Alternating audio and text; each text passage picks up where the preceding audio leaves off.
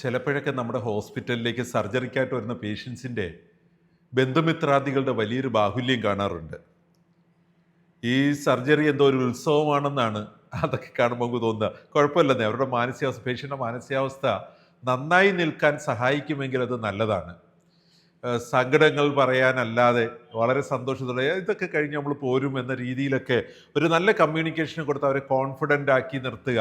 വരുന്നവരെല്ലാം കുറച്ച് മധുരമൊക്കെ വായിൽ വെച്ച് കൊടുത്തത് കല്യാണ വീടല്ലേ, ഓക്കെ, ആ രീതിയിലൊക്കെ ഒന്ന് പേഷ്യൻറ്റിനെ സപ്പോർട്ട് ചെയ്ത് ഞങ്ങൾ കൂടെ ഉണ്ട് എന്ന് ബോധ്യപ്പെടുത്തി വിട്ടാൽ സർജറി സമയത്തുണ്ടാകുന്ന കോംപ്ലിക്കേഷൻസ് എത്രമാത്രമാണെന്ന് പേഷ്യൻറ്റിനോ അവരുടെ ബന്ധുമിത്രാദികൾക്കോ അറിയത്തില്ലെങ്കിൽ അങ്ങനെയുള്ള നാടകങ്ങളൊക്കെ പ്രീ ഓപ്പറേറ്റീവ് വാർഡിൽ വെച്ചോ അതിനു മുമ്പ് നടക്കാനുള്ള സാധ്യതയുള്ളതുകൊണ്ട് നമുക്ക് കൃത്യമായും സർജറി ഡിസൈഡ് ചെയ്യപ്പെട്ട ഒരു പേഷ്യൻറ്റിനെ സംബന്ധിച്ചിടത്തോളം പ്രീ ഓപ്പറേറ്റീവ് അസസ്മെൻറ്റിൻ്റെ അനിവാര്യതയുണ്ട്. നമുക്കറിയാം, അത് ചെയ്യണം. നമ്മൾ പ്രീ ഓപ്പറേറ്റീവ് അസസ്മെൻറ്റ് കഴിഞ്ഞിട്ട് പ്രീ ഓപ്പറേറ്റീവ് ഡയഗ്നോസിസും കഴിഞ്ഞ് പ്രീ ഓപ്പറേറ്റീവ് ഇൻസ്ട്രക്ഷൻസ് എന്ന് പറഞ്ഞൊരു കാര്യമുണ്ട്.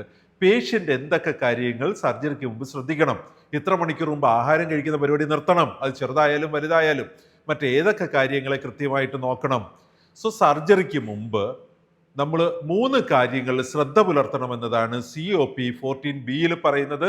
Surgical patients have a pre operative assessment, a document pre operative diagnosis and pre operative instructions. അത് വെറുതെ പറഞ്ഞു പോരുന്ന പോരാ, അതിന് ആനുപാതികമായ ഒരു ഡോക്യുമെന്റ് കൂടെ അവർക്ക് കൊടുക്കുകയാണെങ്കിൽ നല്ലതാണ്.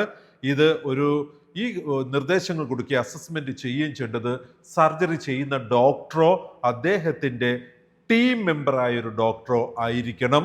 വളരെ കൃത്യമായി പ്രീ ഓപ്പറേറ്റീവ് അസസ്മെന്റ് ചെയ്ത് ഡോക്യുമെന്റ് ചെയ്തിരിക്കണം. പ്രീ ഓപ്പറേറ്റീവ് ഡയഗ്നോസിസ് ഡോക്യുമെന്റ് ചെയ്തിരിക്കണം. Pre operative instructions കൊടുത്തിരിക്കണം.